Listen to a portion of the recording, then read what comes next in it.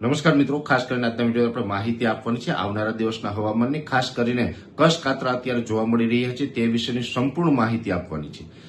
હું હવે આપને એ જણાવી દઉં કે અત્યારે જે પ્રમાણે જોવા જઈએ તો રાજ્યની અંદર ઘણા દિવસથી ઘણા ખેડૂત ભાઈઓ છે જે આપણે કચ્છ કાતરાના આધારે જે અવલોકન કરતા હોય છે એ મિત્રોની ઘણા બધા મિત્રોની કોમેન્ટ આવી રહી હતી, મને ફોન કોલ્સ આવી રહ્યા હતા કે પરેશભાઈ, આ વર્ષે જે માવઠું થયું દિવાળી પછી, એ માવઠા પછીથી કચ્છ જોવા નથી મળ્યા. ત્યારે માવઠાના લાંબા સમય પછીથી અત્યારે આપણે કચ્છ દેખાઈ રહ્યા છે. લગભગ 1.5 મહિના જેવો સમય થઈ ગયો છે માવઠાના, ત્યાં સુધી આપણે કચ્છ ન દેખાણા, પણ હવે આપણે 45 દિવસ પછી કચ્છ જોવા મળી રહ્યા છે. એમાં પણ ખાસ કરીને ઉત્તર ગુજરાતના છૂટાછવાયા વિસ્તાર છે, કચ્છ જિલ્લાના અનેક વિસ્તારો છે, સૌરાષ્ટ્રના છૂટાછવાયા વિસ્તારો છે અને એની સાથે મધ્ય પૂર્વ ગુજરાતના ભાગો છે. એની અંદર 2-3 દિવસથી આકાશમાં કચ્છ જોવા મળી રહ્યા છે. એટલે કે વાદળના જે આકાશમાં લીસોટા થઈ જતા હોય, અમુક જગ્યાએ ઘાટા વાદળ થાય, આ પ્રકારનો માહોલ જોવા મળી રહ્યો છે. આની પાછળનું મેઇન કારણ છે કે અત્યારે જે શિયાળા દરમિયાન WD એટલે કે વેસ્ટર્ન ડિસ્ટર્બન્સ પસાર થતા હોય છે, પશ્ચિમી વિક્ષોભ પસાર થતા હોય છે, એમાંથી એક મજબૂત પશ્ચિમી વિક્ષોભ છે એ અત્યારે પસાર થઈ રહ્યું છે અને એનો ટ્રફ હોય છે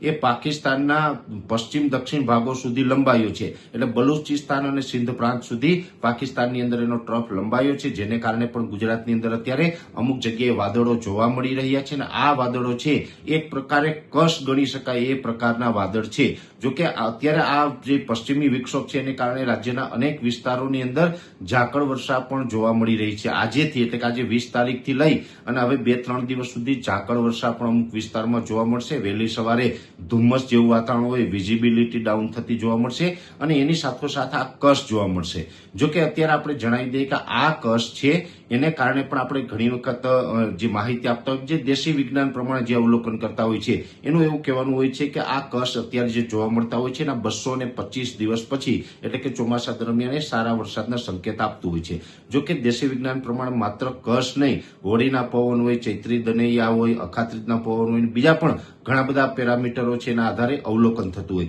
જ્યારે આપણે જે વાર્ષિક કાર્યક્રમ બનાવતા હોય છે, વાર્ષિક કાર્યક્રમ આપણે દર વર્ષે એપ્રિલ મહિનામાં લોન્ચ કરીએ છીએ. સંપૂર્ણ ટેકનોલોજીના આધારે આપણી આગાહી છે એ સેટેલાઇટના માધ્યમથી થતી હોય, જેની અંદર IOD છે, MJO છે, અલનીનો છે, લાનીનો છે વગેરે પેરામીટરોનું પ્રિડિક્શન કરવામાં આવતું હોય છે. પણ જે દેશી વિજ્ઞાન પ્રમાણે જે ઘણા બધા મિત્રો અવલોકન કરતા હોય એના માટે એક ચિંતાનું કારણ હતું કે આ વર્ષે લાંબા સમયથી કચ્છ જોવા નથી મળ્યા, પણ એ હવે આપણે સારા સંકેતો અત્યારે કચ્છ છે આપી રહ્યું છે, કેમ કે દેશી વિજ્ઞાન પ્રમાણે પણ અનેક પેરામીટરોમાંનું આ એક માધ્યમ છે. એટલે આ એક માધ્યમ છે ક્યાંય ને ક્યાંય નબળા સંકેત આપતું હતું. એની અંદર છેલ્લા 2 દિવસથી આપણે પોઝિટિવ બાબત જોવા મળી રહી છે કે રાજ્યના અલગ અલગ વિસ્તારમાં કચ્છ દેખાવાનું ચાલુ થયું છે. એટલે આ કચ્છ છે હજુ પણ 2 થી 3 દિવસ સુધી કન્ટિન્યુ જોવા મળશે. લગભગ આપણે 22-23 તારીખ અને અમુક વિસ્તારમાં 24 તારીખ સુધી પણ જોવા મળી શકે છે, કેમ કે પશ્ચિમી વિક્ષોભ છે એ ખૂબ બહોળું સર્ક્યુલેશન સાથે લઈ અને ચાલી રહ્યું છે. એને કારણે લગભગ 23-24 તારીખ સુધી રાજ્યના અલગ અલગ વિસ્તારોમાં એની અસર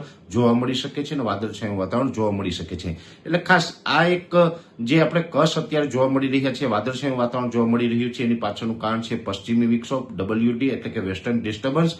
અને આને કારણે માત્ર વાદળ થશે, કોઈ જગ્યાએ વાદળ થાય કે વધારે પડતા ઘાટા વાદળ જોવા મળે તો એનાથી કોઈ માવઠાનો ડર રાખવાનો નથી, કેમ કે હમણાં કોઈ માવઠું થવાની શક્યતાઓ નથી, પણ ચોક્કસથી અમુક વિસ્તારમાં હવામાનમાં પલટો આપને જોવા મળતો હશે. એટલે ખાસ અત્યારે જે વાદળ જોવા મળી રહ્યા છે એના વિશેનું જે સામાન્ય કારણ હતું મેં આપની સમક્ષ રજૂ કરવાનો પ્રયત્ન કર્યો. વિશેષ માહિતી છે એ નેક્સ્ટ વિડીયોમાં આપવામાં આવશે. અત્યારે વિડીયોની અંદર એટલું જ. અંતમાં દરેક મિત્રોને વિનંતી રહેશે, વિડીયોને લાઈક આપીને દરેક ગ્રુપમાં શેર કરી દેવું. તમે જો અમને YouTube ઉપર જોઈ રહ્યા હોય તો ચેનલને સબસ્ક્રાઇબ કરજો અને ફેસબુક ઉપર જોઈ રહ્યા હોય તો પેજને ફોલો કરજો. નમસ્કાર.